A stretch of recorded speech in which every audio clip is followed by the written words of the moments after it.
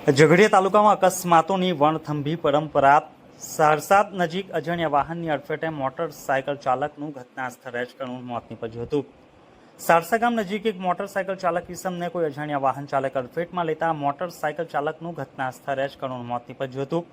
આ અંગે મળતી વિગતો મુજબ મૂળ બિહારનો રહીશ મહેશ્વર ઉર્ફે મહેશ વકીલ માંજી હાલ સારસા નજીકના હરિપુરા ગામ પાસે એક રેતીના સ્ટોક ઉપર હિટાચી મશીનના ઓપરેટર તરીકે નોકરી કરતો હતો।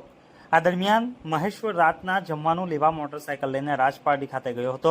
ત્યારબાદ તે સમયસર પાછો હરિપુરા ખાતે ના પહોંચતા તેની સાથે નોકરી કરતો દિનેશ વસાવા તેને શોધવા રાજપારડી ગયો હતો, પરંતુ તે મળ્યો ન હતો। ત્યારબાદ આજરોજ સવારના 7 વાગ્યાના સમયે જાણવા મળ્યું હતું કે સારસા પાસે થયેલા અકસ્માતમાં એક ઇસમનું મોત નીપજ્યું છે।